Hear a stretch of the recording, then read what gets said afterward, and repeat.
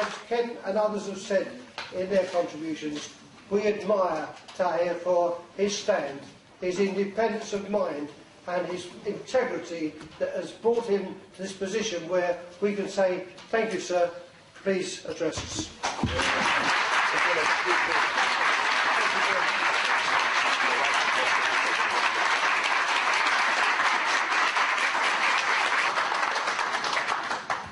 I had in Iraq with the Ashrafis and with the government of Iraq and also with the Iranian diplomats.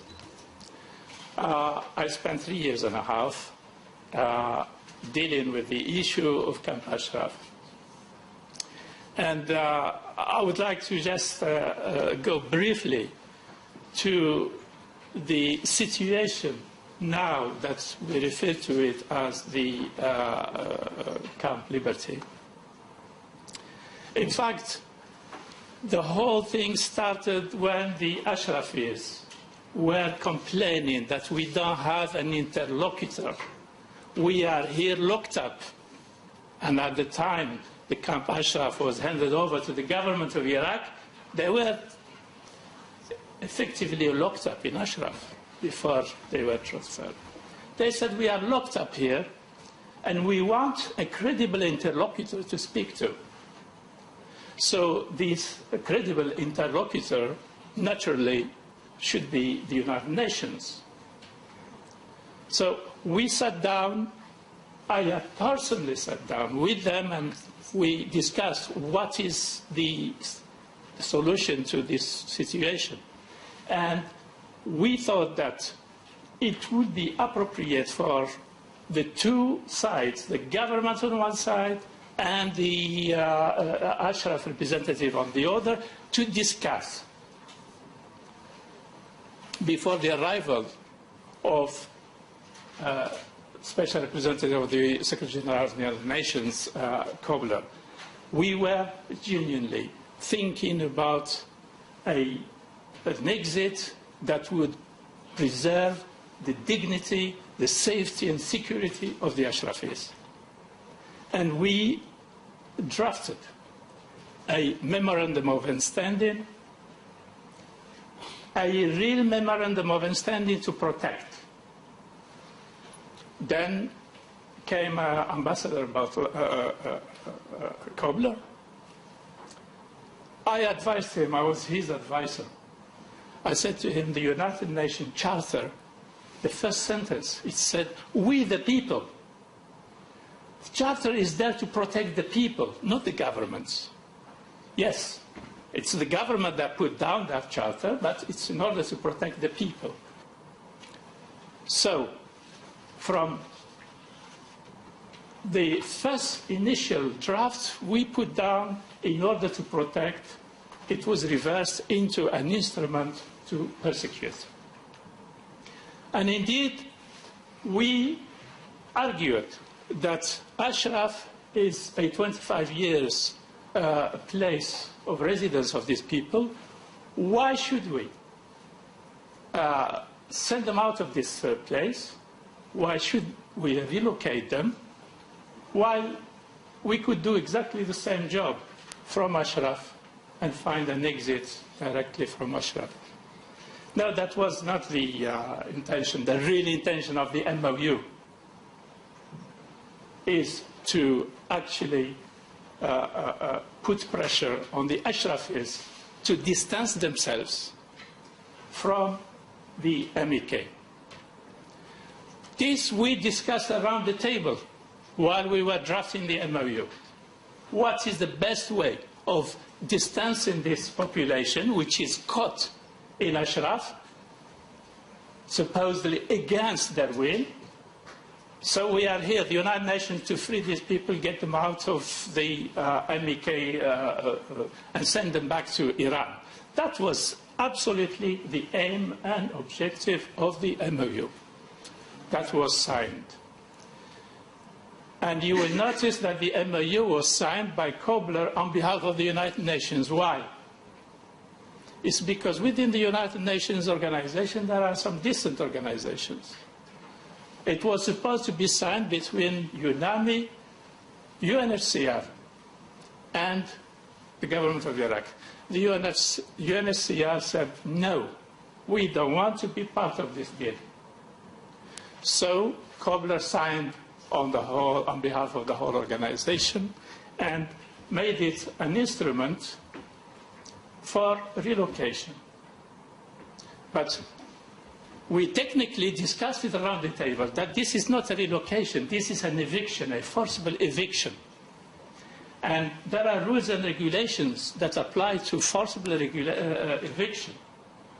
And according to the United Nations fundamentals, when you evict somebody from their house, you give them the alternative of same standard or better. And we decided that it's a relocation. We will preserve the safety and the dignity of these people, and we will give them Camp Liberty.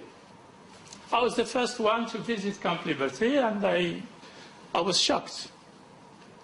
I was shocked because we were there on the ground where the Iraqi army was looting Camp Liberty. The little thing left. We were there with lorries coming in and out. We were observing them. But then the infrastructure, the whole thing, was not fit for accommodating 3,400 people. And yet, forget about the better standard. It was a situation that was really unacceptable. And it was imposed on Ashrafis. The point of the MOU was it's a voluntary relocation. And also the role of Kobler is a facilitator.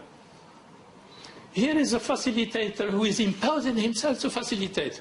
As long as you impose yourself to facilitate, you are not a facilitator. Then, moving them to the camp, nobody accepted to just move. The principle, the accepted principle is to leave Iraq, not to leave Ashraf.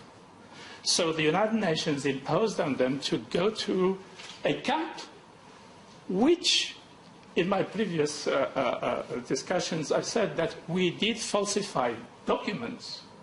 We even improvised pictures to show to the world and to the Ashrafis that this is a standard, acceptable standard.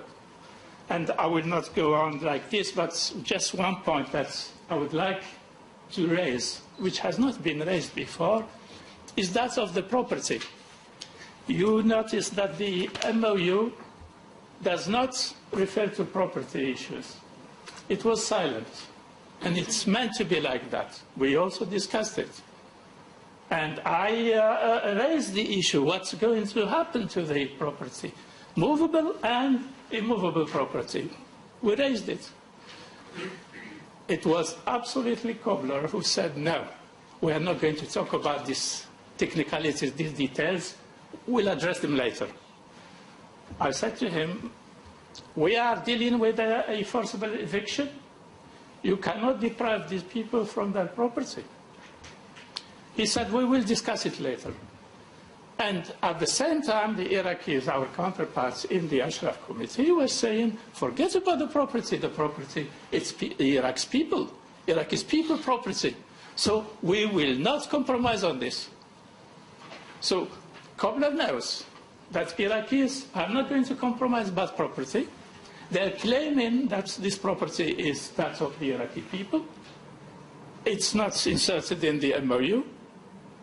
And it's clear to everyone who dealt with this issue that Kobler has misled the international community and has misled the Ashrafis, not only on the Camp Liberty that is unfit to accommodate people, but also on the very important issue of the property. Now, I want to also mention why the United Nations has been misleading. We did mislead the Department of State. We misled the Foreign Office, Commonwealth and Foreign Office, simply because you have to be in Iraq, you have to be in Baghdad to imagine this situation where everybody is concentrated in the green zone, no access to anything, and there are very small little places where people socialize. We end up with reports going all the way to the Department of State and going to the Foreign and Commonwealth Office and other ministries of foreign affairs, because this is the kind of daily discussion which are basically founded on the RAND report. I assume that most of you have read the RAND report, and also the Human Rights Watch report 2005. These documents are basically UNAMI that made them the fundamental kind of if you want to read about the Ashraf and the MEK issues, these are the fundamental documents. And people go and come and go, diplomats arrive, they want to know what's going on. We give them the RAND report. Here is the RAND report. This is what is. So obviously, new diplomats arrive, they're faced with the RAND report, they take that RAND report as a Bible. And that is everything that is dispatched to the capitals, whether in Australia, in America, in Canada, or in Europe, is based on those reports that UNAMI had never bothered to verify. In fact, I was leading the UNAMI team in Ashraf. I was there every week. Reality is we distorted information, and we always end up basically confirming these reports, the RAND and the Human Rights Watch report. We confirmed it on the ground, and we confirmed it in our reports.